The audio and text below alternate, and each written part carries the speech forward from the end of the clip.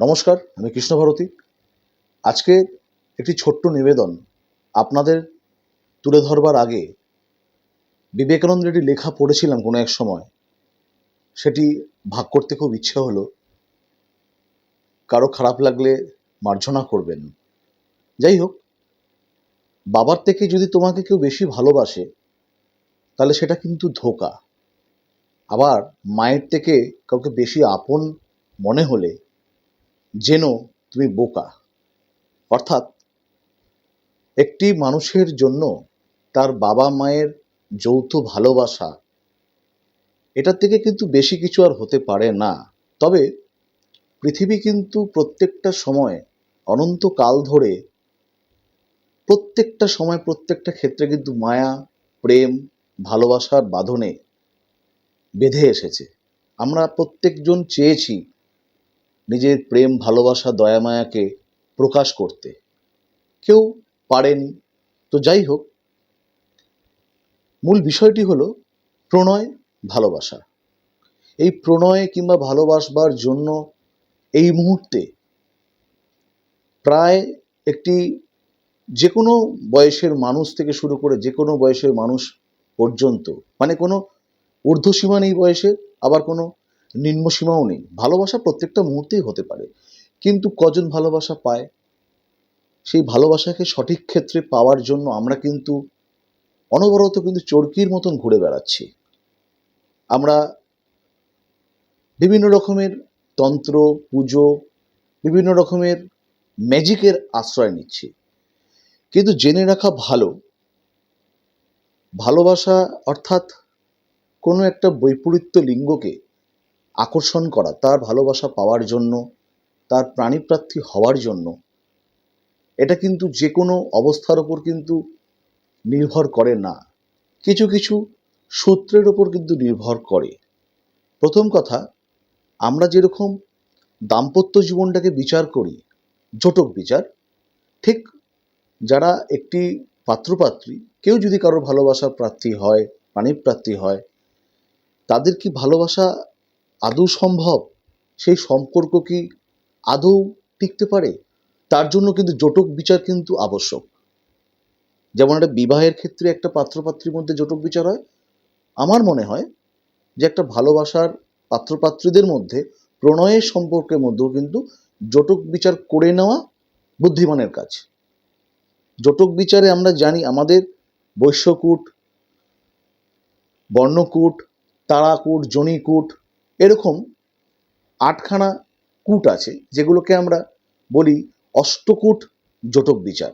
তার মধ্যে একটি গুণাঙ্ক প্রাপ্ত হয়, তার মধ্যে কিছু প্রাপ্ত নম্বর যদি আমাদের সেটা অনুকূলে হয় তবেই কিন্তু সেই সম্পর্ক টিকতে পারে। এটা যেমন ১ নম্বর সূত্র। ২ নম্বর, আমার ব্যক্তিগত হরস্কোপে পঞ্চম ভাব, যেখান থেকে প্রেম ভালোবাসা নির্ণয় হয়, সেই পঞ্চম ভাবের সাপোর্ট আছে কিনা, পঞ্চম ভাবে গ্রহ কোনো খারাপ গ্রহের মধ্যগত কি, খারাপ গ্রহ কর্তৃক দৃষ্ট কি, সেগুলো কিন্তু বিচার্য বিষয়। ভাগ্য প্রতিকারক গ্রহ আমাকে কি সাপোর্ট করছে কোনো রিলেশনে এগোনোর ক্ষেত্রে? জটক বিচার তো অবশ্যই দেখবো অ্যাট ফার্স্ট, তারপরে নিজের ব্যক্তিগত চার্টটাও কিন্তু একবার অ্যানালাইসিস করবার প্রয়োজন আছে।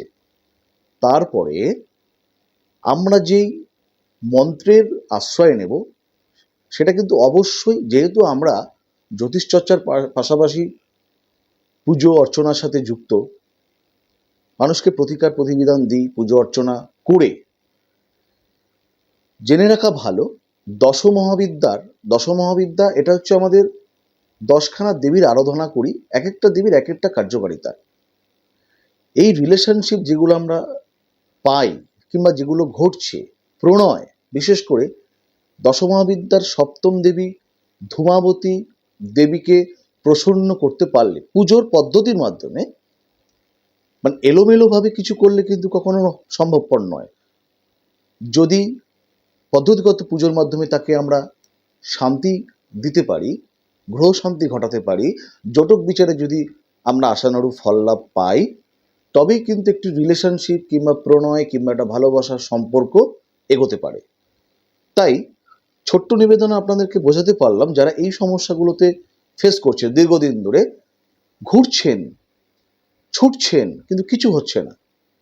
মাথাকে শান্ত করুন, নিজেদের জটক বিচার করান পাত্রপাত্রীর, তারপরে নিজেদের চার্টটাকে, ব্যক্তিগত চার্টটাকে অ্যানালাইসিস করুন, তারপরে পদ্ধতিগতভাবে কোন দেবীর আরাধনা করলে আমি আমার প্রণয় সম্পর্কে সফল করাতে পারবো, সেটার পদ্ধতিগত প্রতিকার গ্রহণ করতে হবে।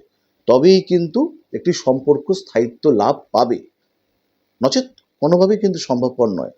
শ্রাবণ মাস ভালো সময়, আসন্ন কৌশিকী অমাবস্যা ভালো সময়, যোগাযোগ রাখতে পারেন। তারাপীঠে 3 তারিখ আগস্ট মাসের হোমযজ্ঞ রয়েছে, কৌশিকী অমাবস্যা রয়েছে, শ্রাবণ মাসের সোমবার চলছে। নিচের যাওয়া নম্বরে যোগাযোগ রাখুন। আপকামিং যে চেম্বারগুলো আছে যোগাযোগ রাখতে পারেন, সরাসরি কথা বলতে পারেন, অনলাইন কনসালটেন্সি নিতে পারেন। শুধু বলবো পদ্ধতি অবলম্বন করুন, নিজেকে, নিজের আসল জায়গাটাকে ডায়াগনোসিস করুন, সমস্যাটাকে খুঁজুন যে সমস্যাটা কোথায়, তবেই কিন্তু সমাধান কিন্তু সম্ভব। নচেৎ সস্তার কথা ভেবে নাজেহাল হওয়া ছাড়া কিন্তু আর কোনো রাস্তাই থাকবে না।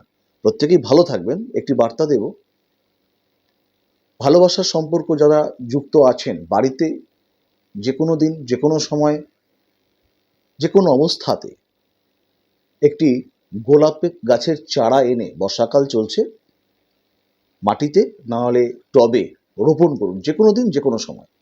দেখবেন ভালোবাসার যে একটা, প্রণয়ের যে একটা ইতিবাচক একটা যে ভাইব্রেশন, সেটা কিন্তু আপনার জীবনে আসবে।